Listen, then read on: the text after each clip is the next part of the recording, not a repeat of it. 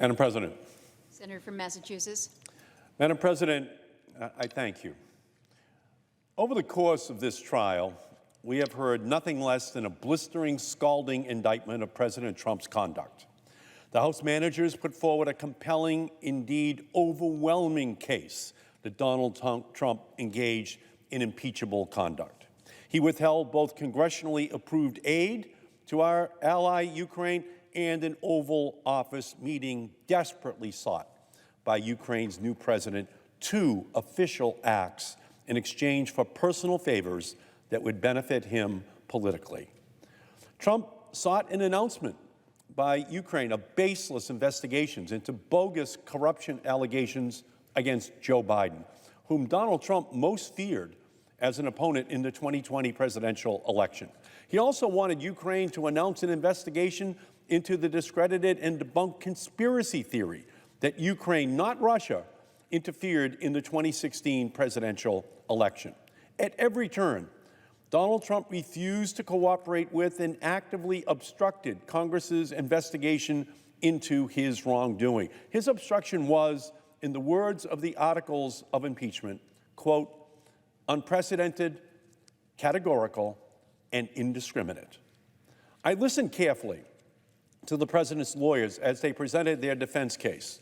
Like my lawyers, I took pages of notes. My colleagues were very patiently trying to hear each argument that was being made by the defense counsel. I took notes, they took notes. And as I sat at this desk, with the seriousness and sanctity of the proceedings thick in the air, I waited for the president's lawyers to rebut the avalanche of evidence against their client. And I waited, and I waited. And at the end of the case, I was still waiting. And that's because the president's lawyers did nothing to rebut any of the facts in this case. Nothing. Because they could not. They knew what we all knew after we heard the House manager's case. Donald Trump did it. He did it. He did exactly what he was alleged to have done. He abused his power. He committed impeachable crimes. He's guilty. There's no question about it. No question at all. There is no doubt that President Trump used his personal attorney, Rudy Giuliani, to solicit Ukraine's interference in the 2020 election. There is no doubt that President Trump froze the $391 million of taxpayer dollars in Ukraine military aid and security assistance that Congress authorized and appropriated. There is no doubt that President Trump conditioned the release of that aid on the Ukrainian government's announcement of politically motivated investigations. There is no doubt that in a July 25, 2019 phone call, President Trump directly solicited investigations from Ukrainian President Zelensky, as the partial transcript memorialized, and as acting White House Chief of Staff Mick Mulvaney admitted. There is no doubt that President Trump released the aid to Ukraine only after a patriot within the intelligence community blew the whistle on him, and after several House committees announced a joint investigation into the president's coercive scheme. There is no doubt that the president directed and orchestrated a cover-up and the wholesale obstruction of Congress investigation into his wrongdoing. Donald Trump has shown no remorse, no contrition, no recognition whatsoever that his conduct was wrong. Instead, he has doubled down on his abuses, gaslighting us repeatedly with the assertion that his call with President Zelensky was, quote, perfect, and by publicly urging Ukraine and China to investigate his political rivals. The question now before the United States Senate is not, what are the facts? We know the facts. No reasonable person can dispute them. No, the question for the Senate is, what, in the pursuit of impartial justice, as our oaths require, must we do with these facts? To me, the answer is clear. We must vote to convict Donald Trump and remove him from office. All the evidence shows that he has committed impeachable offenses and is a clear and present danger to our democracy and our national security. But if we fail to remove Donald Trump from office, we are left with an equally consequential question. What will prevent an acquitted Donald Trump from abusing his power again? We all know that the answer is nothing. Nothing will. That's the answer I received from the House managers when I asked this question during the trial. In fact, we know that an acquittal will only embolden him. We know that Donald Trump's phone call with Ukrainian President Zelensky took place the day after Special Counsel Mueller testified in the House of Representatives. The special counsel found and explained in his House testimony that there was evidence of a criminal conspiracy between members of the Trump campaign and Russia, but the evidence was not sufficient to bring charges.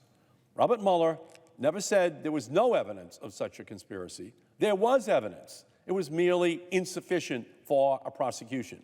And we know that Donald Trump took this as a green light to invite further foreign interference in our elections, which he did the very next day. Donald Trump has no shame. He cannot help himself. If we acquit President Trump, he will believe himself to be accountable to no one.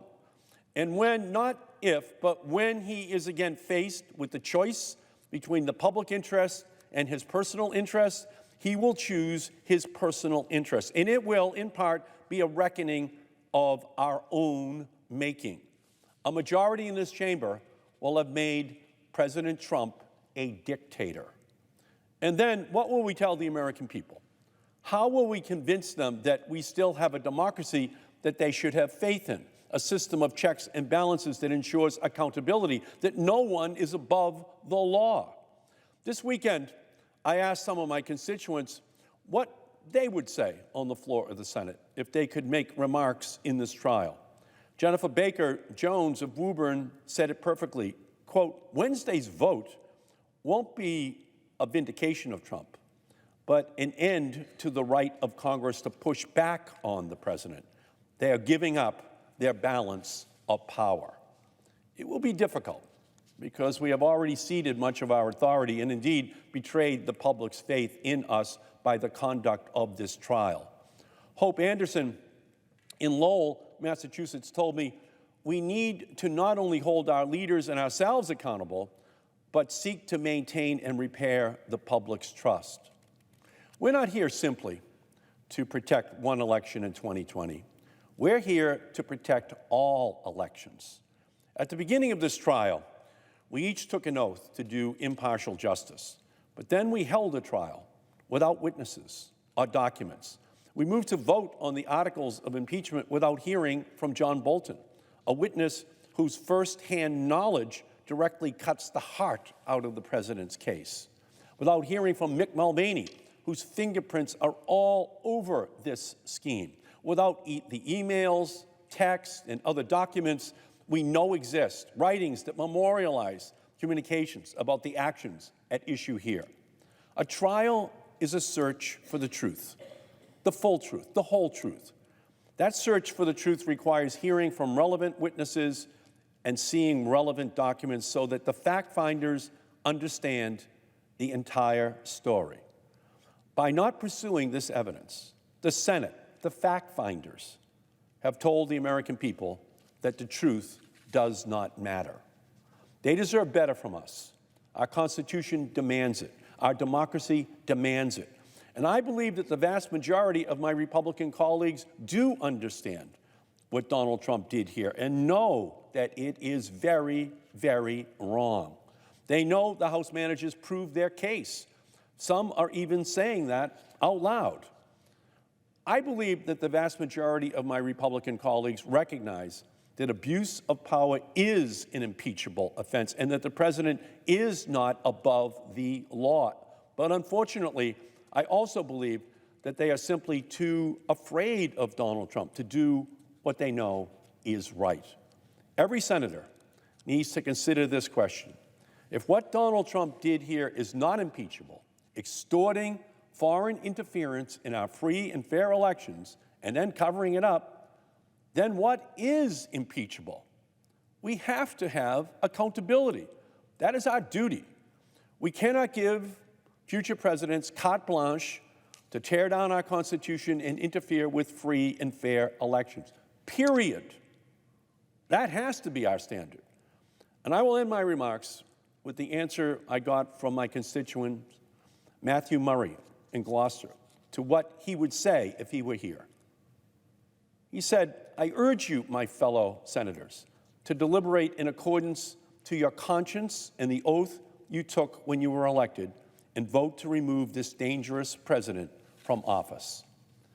This is the choice we must make: duty to this president or duty to democracy. For this reason, I will be voting to remove President Trump from office. This is an historic moment. I do not think that this body has a choice. I thank you, Madam President, and I yield back, and I question the presence of a quorum.